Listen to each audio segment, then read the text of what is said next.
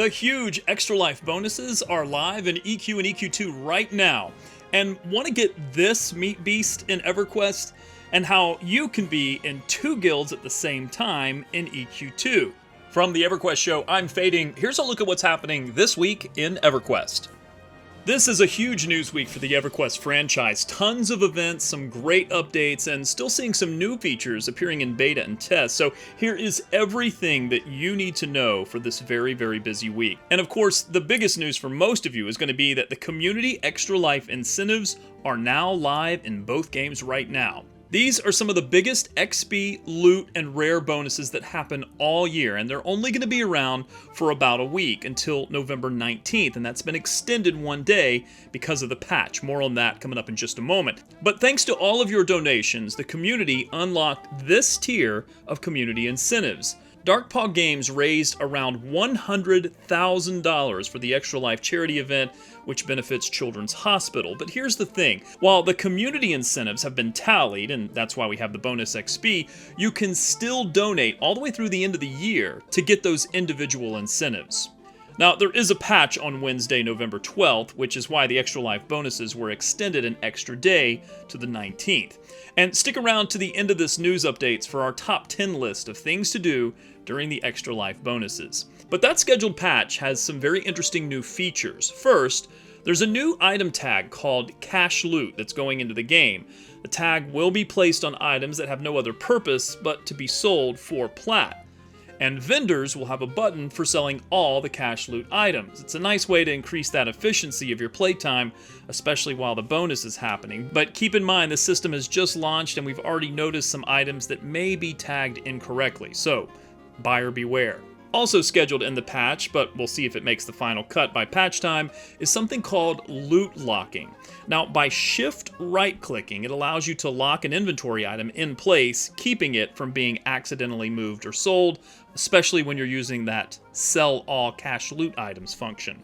With EverQuest II celebrating the 21st anniversary last week, the Champions Festival tasks are now active in EQ, and last year's tasks are back, of course, but the new tasks this year allow you to gain a little Meat Beast familiar. Now, EQ2 players are already familiar with this popular EQ2 NPC.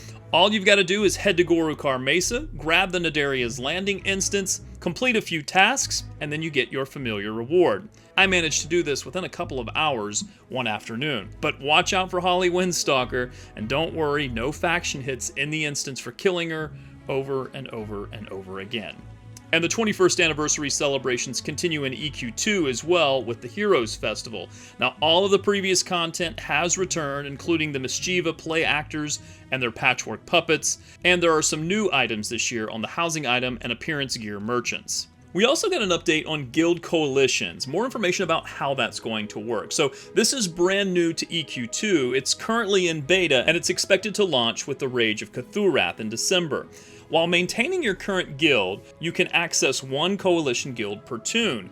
With similar commands and structures as a normal guild, coalitions can be set up with their own leader, officers, and other tiers of membership. And while the reviews from players have been mixed on this new guild system, it's still in beta and won't arrive on live until the launch of Rage of Cthulhu in December. And by the way, I'm still looking for more players with EQ or EQ2 tattoos. If you want to show off that body art inspired by EQ right here on the EverQuest show, just go to everquestshow.com to see how you can submit your photos or preferably video of your EQ tattoos. It's for an upcoming story that I can't wait to bring to you. For those enjoying the Shadows of Luckland expansion on Fangbreaker, on November 13th, the level cap will increase to level 60. And Knights of the Dead is wrapping up tonight, but that just means it's time for the Feast of Giving. That's the Thanksgiving-themed celebration that will start on Wednesday and runs all the way through the end of November. Of course, you also have Dragons, Dragons, Dragons, and Giants, Giants, Giants. That's still happening through December 2nd, and after that, it's time for Frostfell. And episode 38 of the EverQuest show is expected to drop on Friday, November 14th, but you don't have to mark your calendar. All you got to do is support the channel by subscribing and be sure your notifications are set to all so you'll be the first to watch the EverQuest show right along with us.